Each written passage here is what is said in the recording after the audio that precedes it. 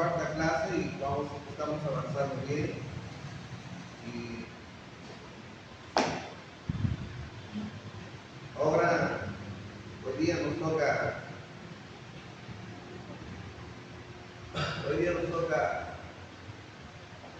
estudiar un poco el libro de Romanos, pero antes de estudiar el libro de Romanos vamos a estudiar un poco de las epístolas, cómo es que se originan las epístolas y todo eso. Hasta aquí ya hemos entendido los evangelios, los 4 evangelios, ¿verdad? Pero antes, una vez más, tenemos que recordar que la clase que tenemos es para tener mayor profundidad y capacitarnos y tener mayor efectividad. Esto quiere decir que ustedes deben ir trabajando, ustedes deben ir aplicando lo que están aprendiendo. No solamente debemos escuchar, sino también aplicar. Y para eso les estamos dando el manual. Ahí ustedes tienen más detalles. Yo estoy resumiendo del manual por si acaso. Y ahí estoy subrayando. Y ahí está que se rompe ya. Y luego también tienen el PowerPoint que les estoy compartiendo para que ustedes puedan hacer la réplica. No deben quedarse tranquilos. Es como el mar muerto. El mar muerto recibe y no da, se queda ahí y no hay vida. En cambio, si usted recibe y da, va a aprender más. Recibe y da, aprende más, ¿verdad? Eso. Entonces, hemos hecho un resumen de los evangelios y hemos hablado del evangelio sinóptico. ¿Cuántos evangelios son parte del evangelio sinóptico de la carnecita? 3. ¿Cuáles son? Mateo, Marcos y Lucas. Ya, hermana Esther, ¿por qué le decimos sinópticos? ¿Perdón? ¿Por qué le decimos sinópticos? Porque tienen una relación, Similitud, ¿cierto? una similitud, Claro. de lo que está escrito a diferentes puntos. Exacto. Sara, ¿cuál es el mensaje que es similar de los 13 evangelios? Elsa, el mensaje que es similar en los 3 sinópticos.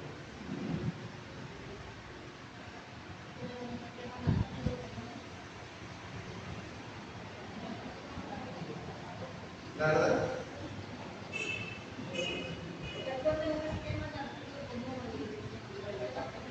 Sí, pero ¿cuál es el mensaje común? Por eso dice sinóptico. ¿Cuál es el mensaje común? Los 3 tienen un mensaje común, ¿no es cierto? ¿Cuál es el mensaje común? Presentar a Jesús Jesús, como siervo, no, ese es Marcos, como Mesías. ese es Mateo. ¿Cómo fue la pregunta? Cuando decimos evangelios sinópticos, ustedes me han dado la respuesta que tienen un mensaje común. ¿Cuál es el mensaje común de los 3 evangelios? Los 3 narran, los 3 narran la vida. ¿Qué más? La vida, la Obra o ministerio, la muerte y la ascensión. ahí la ascensión de La Pedro. ascensión es de Juan. Entonces, hasta la resurrección. Ese es el mensaje común que tiene. Pero no repiten el mismo mensaje. No. ¿Por qué no es repetido el mensaje, Elsa? ¿Por qué no repiten los 3 el mismo mensaje?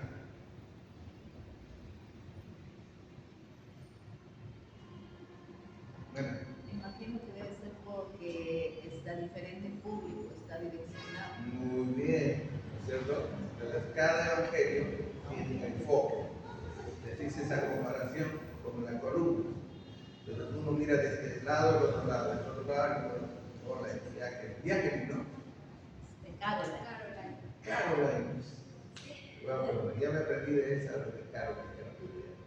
Entonces, el punto es eso, que todos hablan de la vida, obra, ministerio, muerte, resurrección de Jesucristo. Sin embargo, cada uno de ellos tiene un enfoque diferente. ¿Por qué tiene un enfoque diferente? Sara, ¿por qué tiene un enfoque diferente? Lo sé. Hermano Andrés, estamos repasando los evangelios sinópticos. Porque está dirigido a diferentes. Muy bien. No, cada evangelio está dirigido a un diferente público, ¿verdad? Cada evangelio está dirigido a un diferente público. Hermano Esther, Mateo, ¿a quién se dirige? A los judíos, ¿cierto? A los judíos. Marcos. Marcos está dirigido a los gentiles. A los gentiles, no judíos, ¿cierto? Bien. Lucas.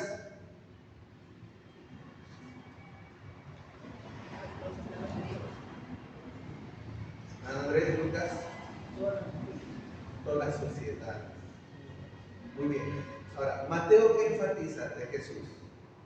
Sí. ¿No? Enfatiza que Jesús es el Mesías, que Jesús es el Rey prometido, ¿cierto? ¿A quién está presentando eso, Carolina? ¿A qué público? A los judíos. Gracias, Carolina. Perfecto, Carolina. Ahora, Marcos. El siervo, ¿no es cierto? El siervo. El siervo sufrido, el siervo que sirve. Ese es el enfoque de Marcos, ¿cierto? ¿Y Lucas? El Hijo del Hombre, ¿no? Que es perfecto, que no comete pecado, ¿no? Muy bien. Entonces ahí tenemos los tres evangelios y luego hablamos del cuarto evangelio. El cuarto evangelio no es parte de los sinópticos porque tiene otro mensaje. Por ejemplo, no habla del nacimiento de Jesús, ¿cierto? Entonces, pero Juan, ¿a quién se dirige? ¿Qué es lo que está tratando de demostrar Juan con su evangelio? La existencia de Jesús desde ¿Cómo? De Jesús como rey, como siervo, como Dios. como Dios. No se olvide. Él habla de que el verbo se hizo carne. Por eso, como Dios. A Jesús está presentándole como Dios. A ver, de una forma sencilla. Mateo lo presenta como el Mesías, el Rey. Muy bien. Marcos lo presenta como el siervo, sufrido. Lucas lo presenta como el hombre, 100% hombre. Juan lo presenta como Dios. Ahí están los cuatro evangelios, ¿no es cierto?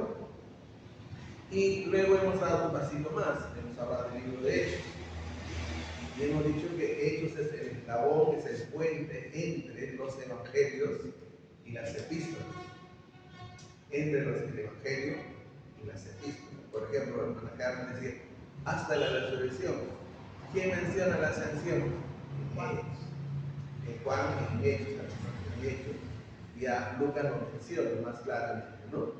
Entonces, luego de Hechos van a venir las epístolas paulinas.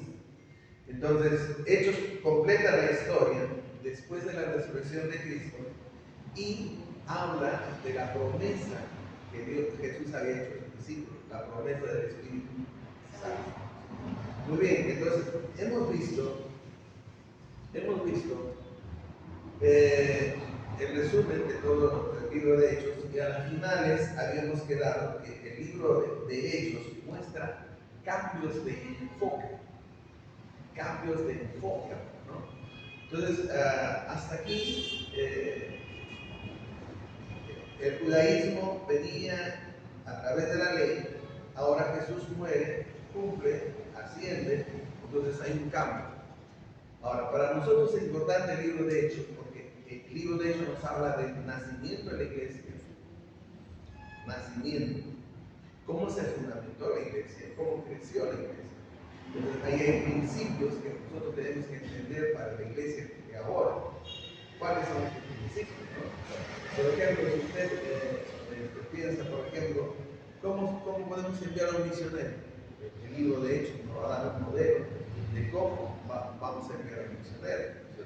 Muy bien, ahora, hemos dicho que en el libro de Hechos hay un cambio de enfoque, por ejemplo, de la ley a la gracia. De la ley a la gracia. Entonces, he dicho que la iglesia se fundamenta ya en la gracia y no en la ley. Si el domingo han estado atentos al mensaje que he dado, ahí he explicado claramente. Ya no estamos bajo la ley. ¿Por qué? La ley simplemente es como un espejo, la ley simplemente, como Pablo dice, es un ayo, un maestro que nos lleva a entender que somos pecadores, pero no nos redime. No nos redime. Entonces, en el libro de Hechos ahora pasamos a entender esto. La ley no puede. Entonces pasamos de la ley a la gracia. ¿Cuál es la gracia, hermanos? Jesucristo lo hizo todo por nosotros. ¿Qué tenemos que hacer nosotros? ¿Qué tenemos que hacer nosotros? Creer. Creer y recibirlo. Todo gratis. Todo gratis. Entonces, la ley no está calificada para perdonar. Entonces, en el libro de Hechos dice, ya no la ley. Ahora pasamos a la gracia, que es en Jesucristo. Y del legalismo, hemos dicho, pasamos a la libertad en Cristo. Ahora, cuando hablamos de legalismo, en el Nuevo Testamento, los líderes religiosos habían manipulado la ley y le agregaron sus propias reglas y tradiciones. Por favor, alguien lea Marcos 7, del 7 al 9. Marcos 7, del 7 al 9.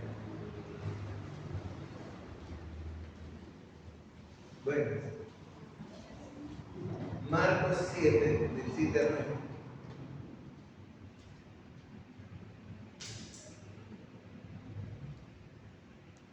Del 7 al 9. Sí, en voz alta. Pues en vano me honran enseñando como doctrina mandamientos de hombres, porque dejando el mandamiento de Dios, os aferráis a la tradición de los hombres. Los lavamientos de los jarros y de los vasos de beber, y hacéis otras muchas cosas semejantes. Les decía también, bien invalidáis el mandamiento de Dios para guardar vuestra tradición. Entonces Jesucristo tuvo que enfrentarse con este legalismo.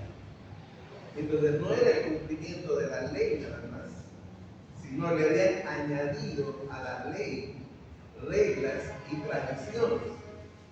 Entonces el libro de Hechos nos dice, no, el legalismo queda aquí, ahora pasamos al tiempo de la gracia. Entonces cuando nosotros estamos hablando de eso, estamos hablando de manipular la ley y introducir reglas humanas, tradiciones que muchas iglesias hacen, ¿no?, para, entre comillas, lograr el favor de Dios. Pero nadie, ningún ser humano está calificado para agradar a Dios. Nadie. No hay ninguna regla humana ni una regla que no sea bíblica, que no va a ayudar, que va a ayudar a llegar a Dios. No hay. Esa es la diferencia entre un religioso y un cristiano. El religioso hace una escalera para llegar a Dios. Tiene que esforzarse para llegar a Dios. Eso le pasó a Lutero. Lutero quería sentir el perdón de Dios en su corazón. No pudo hacerlo. Leyó Romanos, la justificación es por la fe. Y se fue a Roma. En Roma se arrodilló y de rodillas subió todas las escaleras. No logró sentir la paz de Dios en su corazón. Hasta que pudo entender que no es por obras, no es por lo que yo hago, simplemente es por la gracia, es el regalo de Dios a nuestra vida. Y entonces en el libro de Hechos estamos pasando de esta época, estamos pasando la ley. ¿Por qué la ley? La ley en sí era buena. Es decir, si yo cumplía la ley al 100% podía ser salvo. Pero no hay ningún ser humano que podría haber cumplido la ley al 100%. No hay. Sin embargo, la ley también era débil por cuanto carecía el poder para cambiar, para transformar. Romanos 8:3. ¿Alguien puede leer en voz alta, por favor?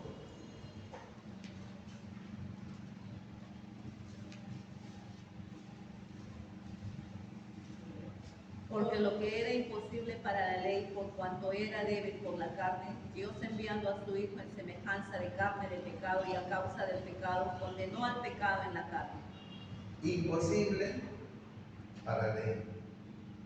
Débil por causa del hombre. Imposible, pero por causa de la debilidad del hombre. La ley en sí era buena. El hombre cumpliendo la ley cabalmente podía ser salvo. Pero la ley es débil por causa de la debilidad del hombre. Porque la naturaleza del hombre está caída. Y el hombre por sí solo no podría. Y es por eso que viene Jesucristo. Ahora, ese cumplimiento de la ley, tal y como lo interpretaban los fariseos de ese entonces, se había convertido en una carga opresiva y agobiante. Una vez más, a la ley le añadieron reglas, a la ley le añadieron tradiciones para que el pueblo cumpliera y de esa manera podía agradar a Dios. Y eso se había convertido en una carga para la iglesia. Lucas 11:46, lean por favor, Lucas 11:46.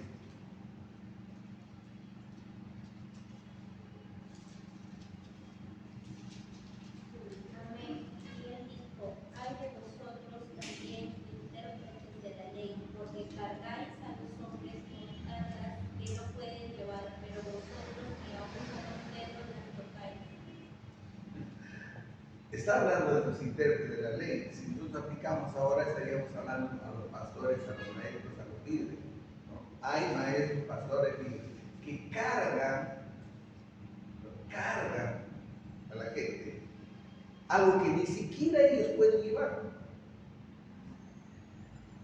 Algo que ni siquiera yo impongo, además de la ley, reglas que ni siquiera yo lo puedo llevar.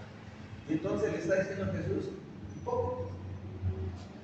Y eso es lo que pasaba en el tiempo de Jesús, y Jesús tuvo que enfrentarse con eso. Y en el libro de Hechos ahora está diciendo, ya no, legalismo ya no. A eso me estoy refiriendo cuando estamos hablando.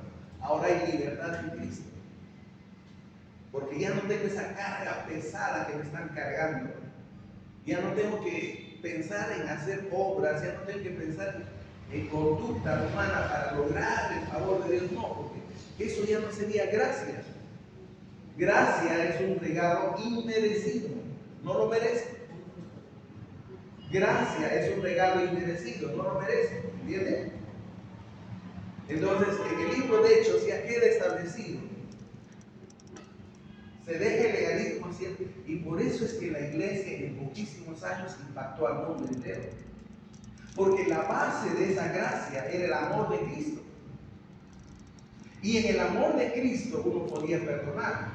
En el amor de Cristo uno podía restaurar. En el amor de Cristo uno podía permitir que judíos y gentiles se unieran, porque eso pasó con Pablo. Ya no hay judío, no hay griego. Hubo una transformación en la vida de Pablo.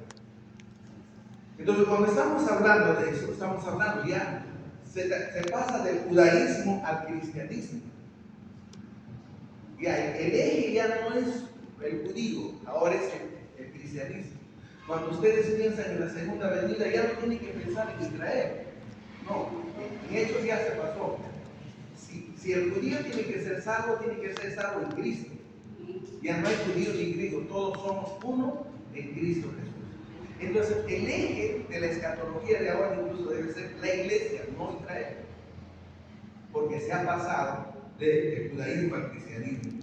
El evangelio exclusivo para los judíos ahora también se hace para los gentiles. ¿Recuerda? Jesús le dijo, no vayan a predicar a los gentiles, solamente vayan a los judíos.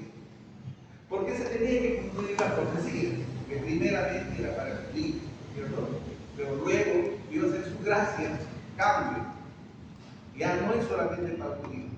Cambio, rompo y paso al mundo entero, judíos y gentiles. Y eso lo vemos más adelante. Muy bien. Entonces, cuando estamos hablando del legalismo, estamos hablando de eso. De eso estamos hablando. No estamos hablando. Es algo que enfrentó Jesús, es algo que enfrentó la iglesia, y la iglesia no asumió eso. Entonces, la enseñanza principal del libro de Hechos es la evangelización y la edificación de los creyentes. La evangelización y la edificación de los creyentes. Por eso dice el número de los discípulos. No dice el número de los seguidores. No dice el número de los simpatizantes. Dice el número de los discípulos. Escuchen. La iglesia que evangeliza y no disimula no está cumpliendo con el gran mandamiento. ¿Por qué la iglesia creció? Porque la iglesia evangelizaba y edificaba a los creyentes. No solamente le evangelizaba y tomaba su nombre ya a Cristo, no. Los evangelizaba y los edificaba. Y en el libro de Hechos vemos eso. Bajo la palabra y el Espíritu Santo, nosotros vamos a ver qué pasó eso, ¿verdad? Y hemos visto también en el libro de Hechos que los líderes, los siervos de Dios, deberían de ser de buena reputación. ¿Por qué? Porque Dios está buscando hombres que sean obedientes y que sean llenos del Espíritu Santo y estén dispuestos a cumplir con su propósito, ¿verdad? Entonces, eso es lo que el libro de Hechos nos enseña. Ahora, con esa enseñanza vamos a pasar a estudiar las epístolas. Una vez más, si hemos estudiado los evangelios, nuestro puente es el libro de Hechos. Y lo que estamos mencionando ahorita lo vamos a ver ahora aplicada en las iglesias. Pero lo primero que tenemos que decir es que esas 13 epístolas son 13 cartas que Pablo lo escribe, pero no con el propósito de escribir teología. En su mente no está enseñar doctrina. En su mente está responder a necesidad de iglesias y necesidad de personas. Otra vez más, Pablo no está pensando enseñar una doctrina cuando está escribiendo el libro de Corintios, sino que Pablo se entera a través de Chloe que había división en la iglesia de Corinto. Y entonces Pablo comienza a escribir para hablar a la iglesia sobre esa división. También había problemas matrimoniales. Pablo está escribiendo sobre esa situación. Entonces quiero que entiendan acá un poquito que cuando miramos las 13 epístolas, Pablo no está pensando en hablar sobre la gracia, sobre la justificación, no está en su mente. Y quiero decirles que también son cartas. Ahora, la forma antigua, en ese entonces, cuando se escribía carta, tenía un esquema, tenía su esquema. Lo primero que se ponía en las cartas es una introducción. ¿Han visto en las cartas de Pablo? Todas tienen una introducción. Entonces las epístolas eran cartas dirigidas a las iglesias específicas y cartas a personas, a 9 iglesias y a 4 personas. Entonces pongan en su mentecita eso. Entonces Pablo no está escribiendo a la iglesia de restauración, no está escribiendo. Pablo no está pensando a la iglesia del siglo XXI, no. Pero pues, para que interpreten bien la Biblia, Pablo está dirigiéndose a la iglesia de Corinto, ¿cierto? ¿Qué está haciendo? Está respondiendo a una situación de Corinto. Está escribiendo a Tesalónica. ¿Qué está haciendo? Está respondiendo a una situación de Tesalónica. Está escribiendo a los Gálatas. Está respondiendo a una situación de los Gálatas. Solo así vamos a entender bien las epístolas para aplicar bien la palabra. Recuerden su primer curso: observar, interpretar y recién aplicar. Pero hoy, por flojera, ¿qué hacemos? Leemos y aplicamos. Y dice, no opera la palabra, no opera porque no has interpretado y no estás aplicando bien. Tienes que interpretar la Biblia y tienes que aplicarla. Si tú lees el texto y dices lo que se te venga a la mente, ¿no? Esdras no hacía eso. Pablo no hacía eso. Mira, en el libro de Hechos, mira los mensajes de Pablo y de Pedro. lleno de Biblia, lleno del Antiguo Testamento. No es que Pablo agarraba y hablaba por hablar, no pasaba eso. Entonces, volviendo a eso, ¿no es cierto? Entonces, es una carta donde él se identifica con el nombre, entonces yo, Pablo, apóstol, siervo, y también pone el nombre del destinatario, es una carta. Luego va un saludito, luego una acción de gracias, luego recién viene el cuerpo, luego la conclusión. Pero en la conclusión hay un saludo final. Por ejemplo, en Tesalónica, cuando está diciendo que él desea que seamos bendecidos en espíritu, alma y cuerpo, él está despidiéndose, está despidiéndose, ¿no? Y hay una bendición final. Bien, ustedes van a recibir el PowerPoint, no se preocupen de lo que estoy hablando. Entonces, en las cartas paulinas hay esa forma literaria, son cartas. Un saludito, ¿no? Hay una identificación de los destinatarios, ¿cierto?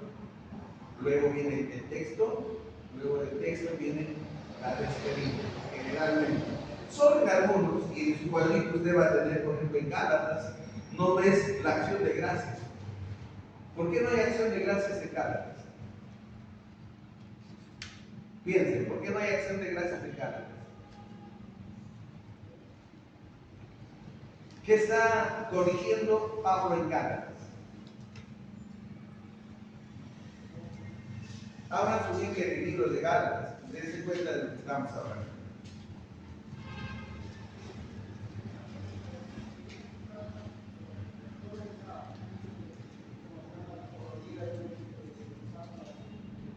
Entonces hemos dicho que al principio hay un saludo y Gálatas 1, ¿no es cierto? A ver, le leo, vean, dice: Pablo, apóstol, no de hombres, ni por hombre, sino por Jesucristo y por Dios, que resucitó de los muertos.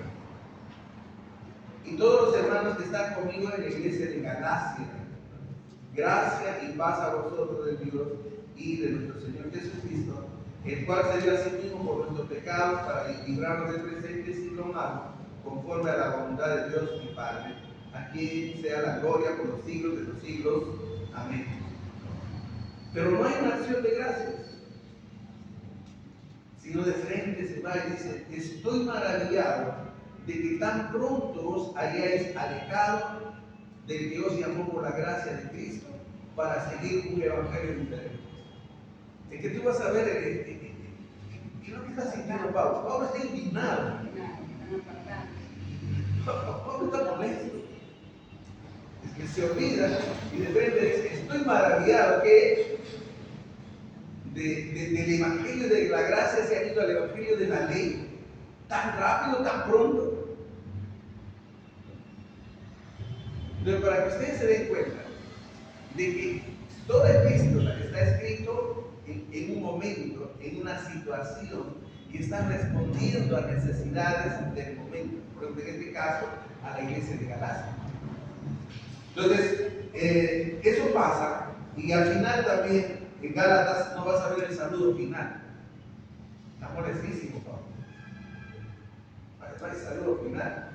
Está enojadísimo, ¿no? Y luego vas a ver en Primera de Timoteo tampoco, que no hay, y tampoco el saludo final.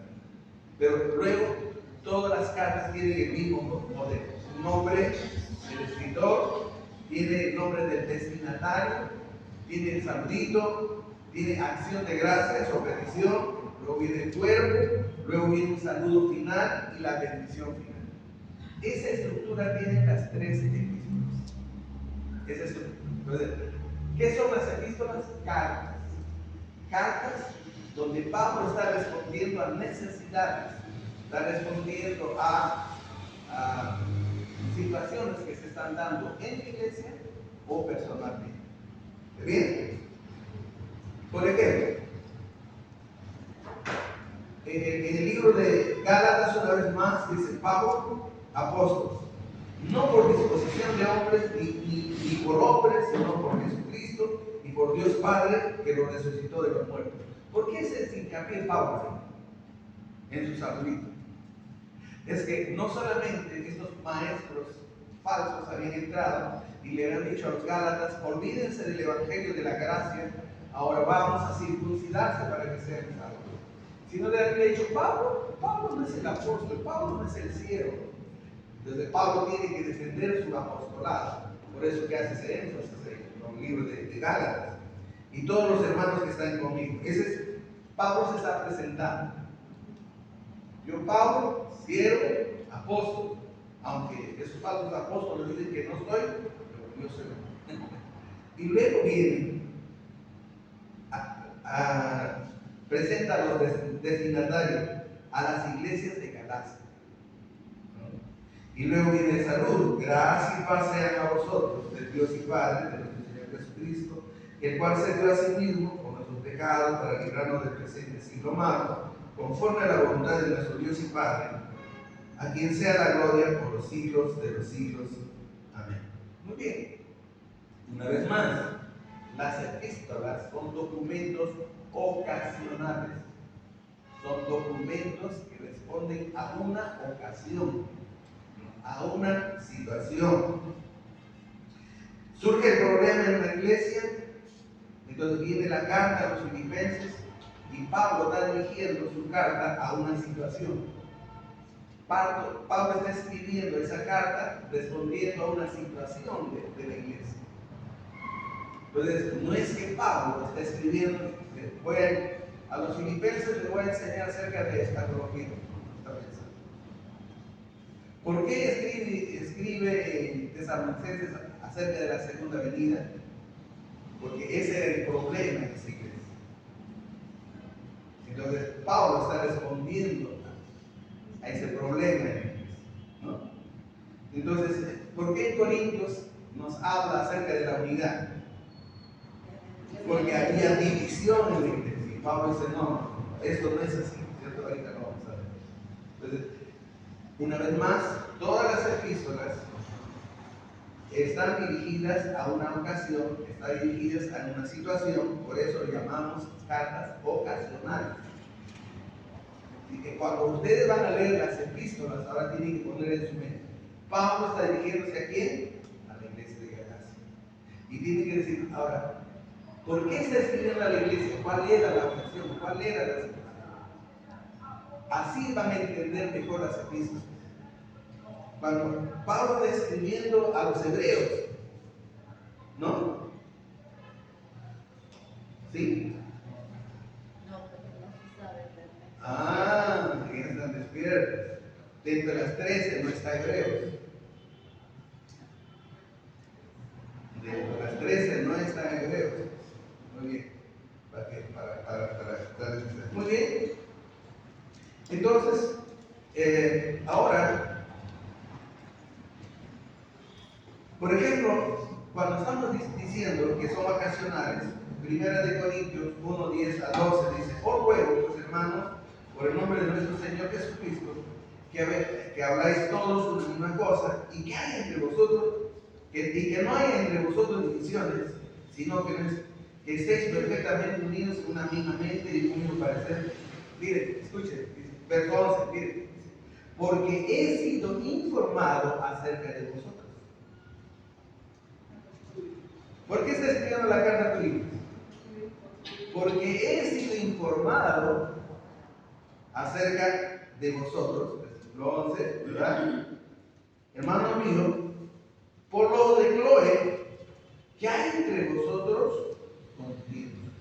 Entonces Pablo se entera que en la iglesia de Corinto, en la iglesia donde fluían los dones, en la iglesia que había crecido, ¿no?, había división. Entonces, ¿qué hace Pablo? Escribe una carta respondiendo a esa necesidad. ¿Ya? Igualmente, en 1 Corintios 5:1 dice, se ha sabido que hay entre vosotros fornicación, que ni aún se nombre, a tal extremo de que alguno tiene a su mujer de su padre. Se ha sabido. Pablo se entera Y por eso que en el libro de Corintios él va a hablar acerca del matrimonio. ¿No? 1 Corintios 7:1 dice, acerca de lo que me habéis preguntado por escrito. Acerca de lo que me habéis preguntado por escrito. Entonces Pablo recibió una pregunta de los corintios y Pablo va a responder esa pregunta. ¿Se da cuenta? Entonces cuando el autor está escribiendo respondiendo a una necesidad, respondiendo a una pasión, respondiendo a una pregunta, respondiendo a la situación de la iglesia, en este caso a la iglesia de Corinto. Cuando se está dirigiendo a la iglesia de Éfeso, ¿qué está respondiendo? A la situación de Filipenses, Tesalonicenses. Entonces, no es que yo agarro, leo el texto y lo aplico, no. Tengo que leer. Pablo está dirigiéndose a Tesalónica. ¿Por qué? ¿Qué está respondiendo? Pero lo vas a entender mejor y luego recién tú vas a aplicar. Muy bien. Creo que por eso está bien claro, ¿no? Está clarísimo como el agua. Muy bien. Entonces, el propósito de las cartas de Pablo en general y de los diversos no es enseñar teología, sino moldear comportamientos. No es enseñar teología, sino moldear comportamientos. Viene Jesucristo, se establece la iglesia y ahora nosotros tenemos que saber principios, tenemos que saber enseñanzas de la Biblia para conducirnos en esa tierra. Entonces, Pablo no está enseñando teología, sino quiere moldear comportamientos, afirmar, hay veces quiere alterar patrones de conducta que no está de acuerdo a la Biblia. Patrones de conducta que no están de acuerdo a la Biblia. Patrones de experiencias que no se ajustan a lo que Jesús ha enseñado o los apóstoles han enseñado. Todos nosotros venimos con una carga de patrones de vida. La abuela dijo esto, el abuelo dijo esto, en mi cultura dicen esto, todo. Pablo vino con eso. Recuerden que Pablo vino con eso. Pablo era hebreo de hebreos, era judío, fariseo, el mejor estudiante de filosofía a los pies de Gamaliel. Pablo vino con todo esto. Pero ¿qué dice Pablo al final? Todo esto, al lado del conocimiento de Cristo Jesús, es basura. Eso es lo que dice Pablo. Todo este privilegio religioso, todo este privilegio intelectual que tengo, todo esto, no está diciendo que es basura, comparado al conocimiento de Cristo, comparado al Evangelio de Cristo, comparado al cristianismo, eso es basura. ¿La ley no le sirve? ¿O le sirve? No le sirve. Simplemente lo lleva a Cristo, pero no le da la solución, ¿verdad? Entonces, todos nosotros tenemos que entender eso, que cuando leemos las epístolas nos tienen que ayudar a moldear nuestros comportamientos. Por ejemplo, mi corazón no puede soportar que en una iglesia dos hermanos no se hablen o no se saluden bien. ¡Wow! No puede ser. No puede ser. No puede ser que no puedan entender que hay diversidad y hay diferentes pensamientos y hay que unir dos. No entiendo. Ahora, muchas veces nosotros traemos patrones también eclesiásticos. ¿Cómo se gobierna una iglesia? ¿Cómo se gobernaba en Hechos? ¿Cómo se gobernaba estas iglesias? No, pero es que en mi denominación se hace esto. Pregunta número 1, ¿se ajusta a los patrones bíblicos? ¿Sí o no? Si no, hay que cambiar eso. Hay que cambiar. ¿Cómo va? Hay muchos que basan mucho en su experiencia. Y la experiencia está sobre la Biblia. No puede ser. No puede ser. Usted no tiene que venir a enseñar su experiencia. Su experiencia puede ser un respaldo a lo que tú estás diciendo. Usted tiene que venirme a predicar y enseñar la Biblia. Y tiene que enseñar lo que dicen las epístolas. ¿Por qué? Porque en las epístolas estamos viendo que nos van a ayudar a eso, ¿verdad? El propósito de sus cartas, en otras palabras, es pastoral, es espiritual y no es teológico. Lo repito fuertemente. Es pastoral, es espiritual y no es teológico. No es teológico. Eso quiere decir que después de leer las epístolas, debe haber una transformación en mí. Pero hay un buen número de líderes de no esta iglesia de llegar, la iglesia pueblo, que leen la Biblia solamente para discutir teología. No, ese no es el propósito. Todas esas 13 epístolas, Pablo las escribe con un sentido pastoral y espiritual. Para cambiar vidas, para transformar vidas, para cambiar pensamientos, modelos, ideas que no estén de acuerdo a la Biblia, hay que transformarlas. Ese es el propósito de las 13 epístolas, ¿verdad? ¿Cuántas epístolas, hermanos Andrés, son dirigidas a personas? Ah, buenas. ¿Quiénes son?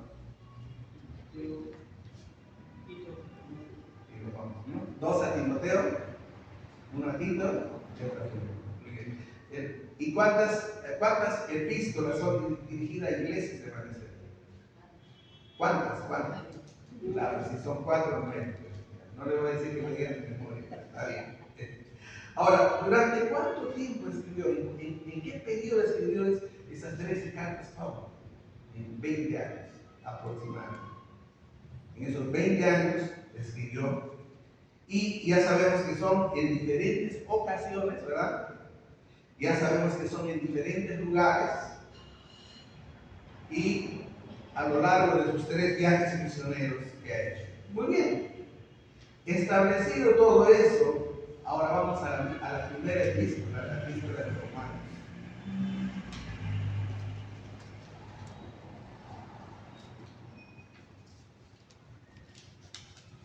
Muy bien, entonces la epístola es dirigido. Carolina, ¿a quién es dirigido la epístola de los Romanos?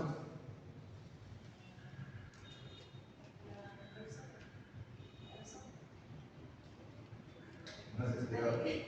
¿A quién fue dirigida la epístola de los Romanos?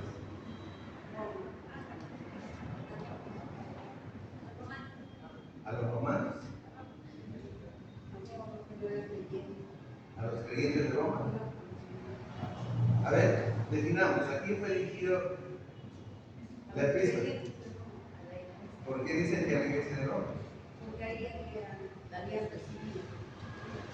Usted dijo de que para hacer estas cartas era de acuerdo a la necesidad de cada iglesia. Claro, yo dije eso, pero respalda clara con su afirmación con la Biblia, ¿no? Ellos estaban siempre. Hemos dicho que son cartas, ¿cierto? Y que en las cartas siempre dice el destinatario. ¿Quién es él? ¿Qué dice Romanos? ¿Qué dice Romanos? ¿Qué dice Romanos?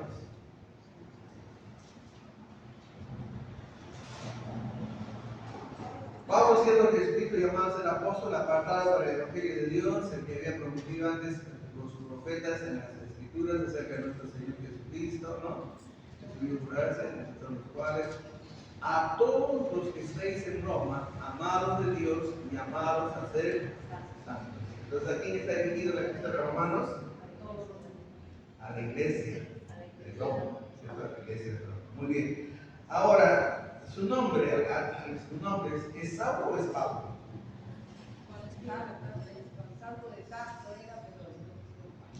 De Saulo pasó a Pablo, le cambiaron el nombre. ¿Qué dice Renato? ¿Sí?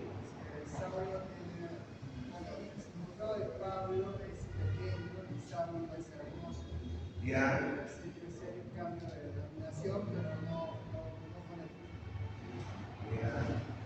Muy bien. Su nombre en hebreo es Saulo. Su nombre en griego es Paulos. Y su nombre en castellano es Pablo. O sea, es el mismo nombre, solo que diferentes idiomas. Sí. En hebreo es Saulo. En griego es Paulos. Y en castellano es Pablo. Y ya sabemos que era hijo de hebreos. Ya sabemos que era descendiente de la tribu de Benjamín. Al nacer, nació bajo el Imperio Romano y fue ciudadano romano. Ahora, también algo que tenemos que notar es que Pablo nació cerca del tiempo de nuestro Señor Jesucristo. Una pregunta. Si usted dice que es interpretación, entonces ¿por qué en la Biblia dice que su nombre fue cambiado de Saulo a Pablo? ¿Sabe que está más relacionado? ¿Dónde dice eso? Lo encontramos, ¿ya? Lo encontramos. Entonces, Pablo pasó mucho de su juventud entonces en Jerusalén. Antes de su conversión estamos hablando. Pasó en Jerusalén. Pero ya nosotros sabemos que era religioso. ¿Alguien lee, por ejemplo, Hechos 22:3?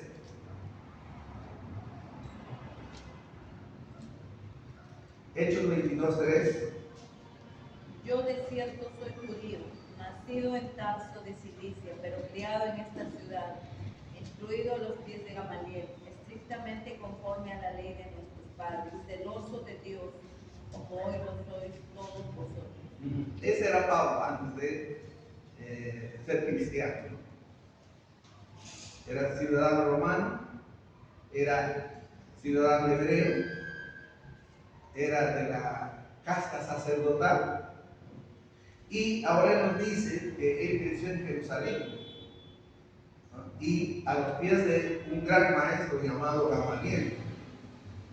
Pero también era fariseo de fariseos, ¿no es cierto? Hechos 23:6 Alitea.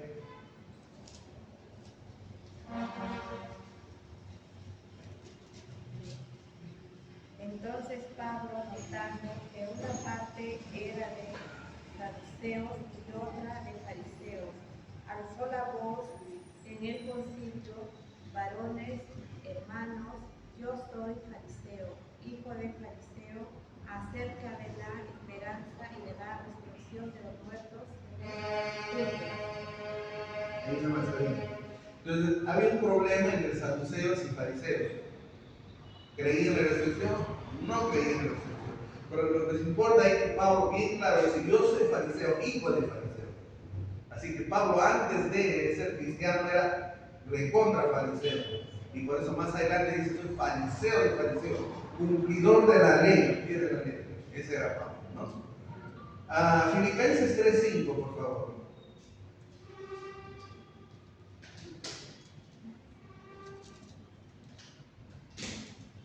Circuncidado el octavo día del linaje de Israel, de la tribu de Benjamín, hebreo de hebreos, en cuanto a la ley fariseo. Entonces era estricto judío. Ese era Pablo. Y ahora, los destinatarios ya hemos visto a quienes han dirigido, es a la congregación de Roma. Y Pablo está declarando que él era apóstol de los gentiles, en Romanos 1:5. ¿No? Apóstol de los gentiles, un apóstol a todas las naciones.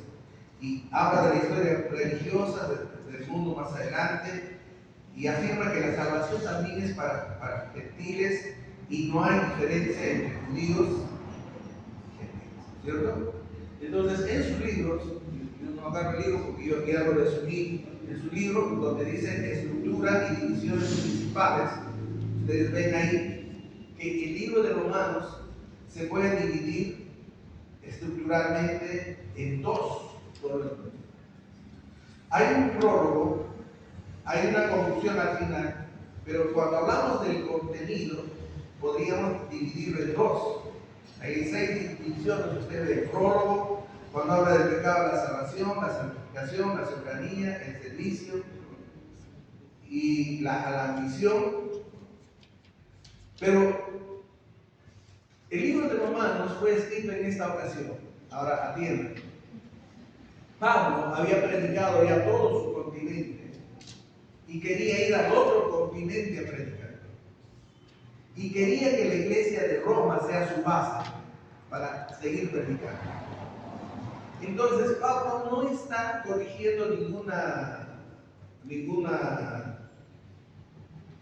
está corrigiendo ningún desorden de la iglesia. Pablo tampoco había fundado esa iglesia. ¿Qué está haciendo Pablo? Pablo se está presentando. La primera parte del capítulo 1 al 11, Pablo dice, este es el evangelio que yo predico.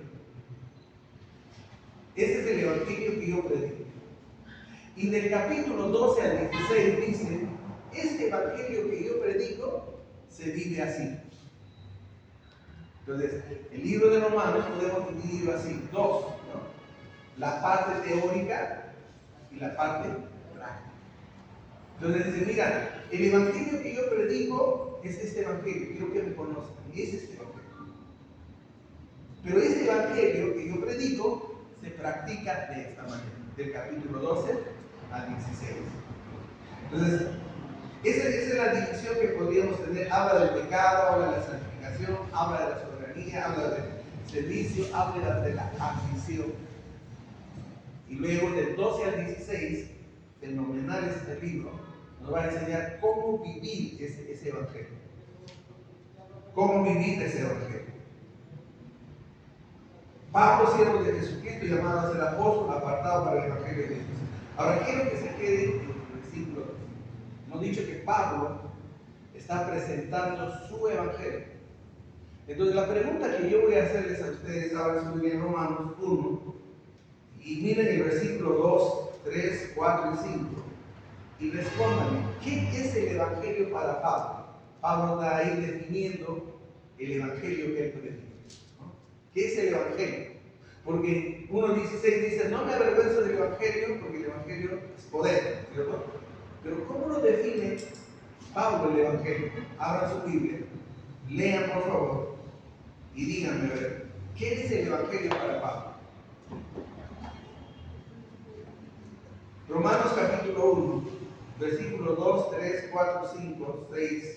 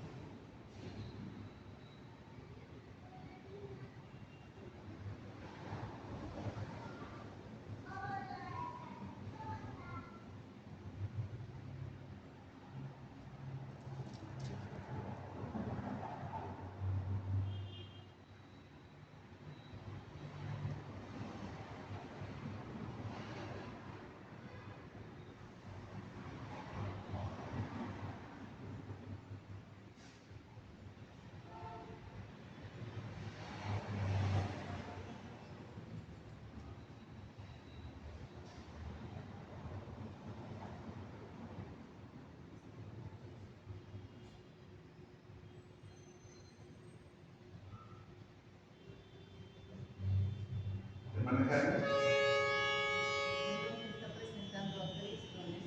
La hermana Carmen dice que está presentando a Jesucristo. La pregunta es, para Pablo, ¿qué es el evangelio?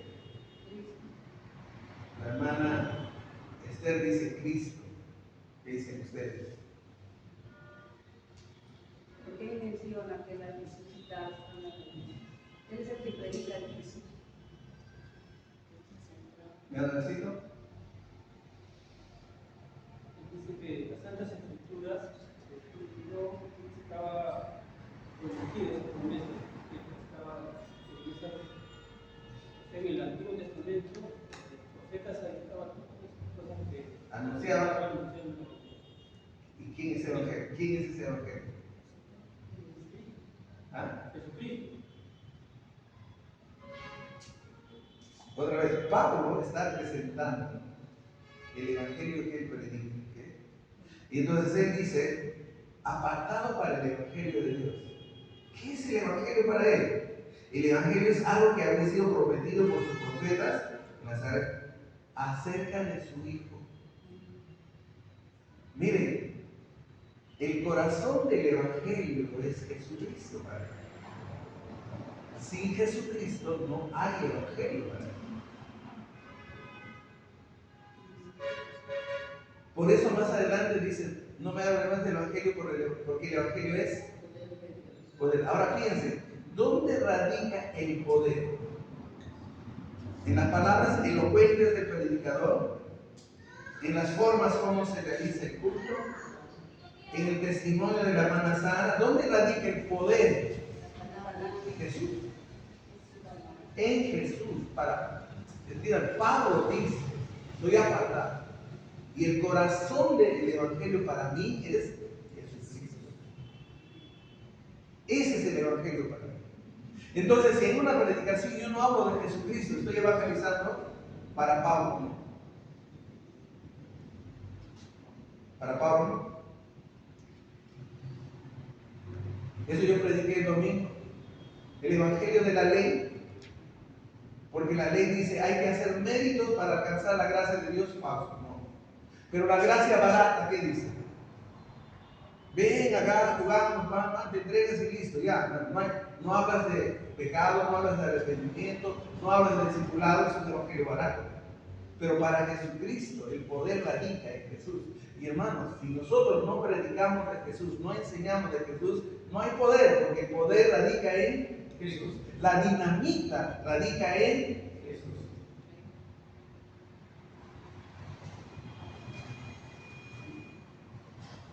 El tema central de los romanos es la justicia de Dios en Cristo y su aplicación a la vida del hombre por medio de la fe.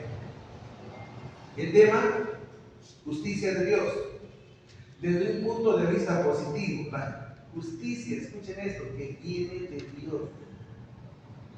La justicia que viene de Dios. La gloriosa verdad de que Dios justifica. Que Dios justifica al culpable.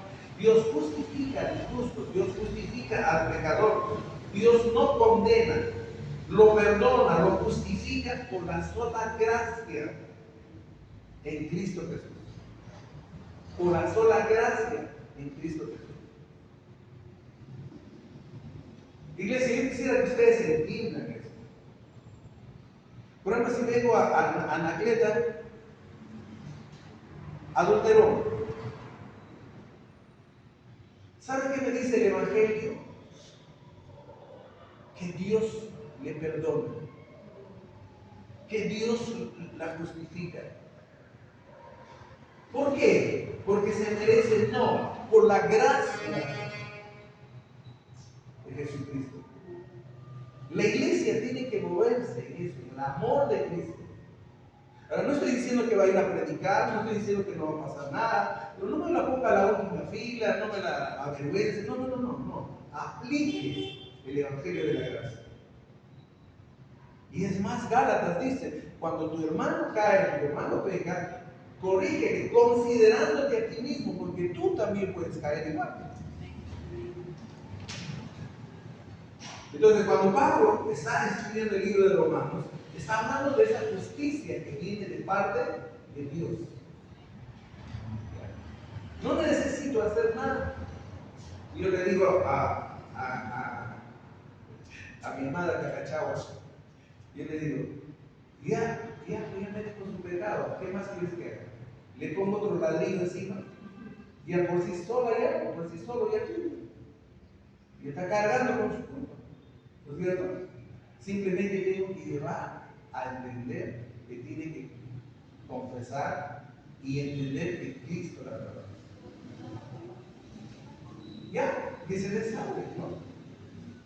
Que se restaure, que se levante en el nombre de nuestro Señor Jesucristo, ¿verdad? Y entonces eso es lo que hace el texto clave, es porque no me avergüenzo del Evangelio, porque es poder de Dios para salvación a todo aquel que cree, a todo aquel que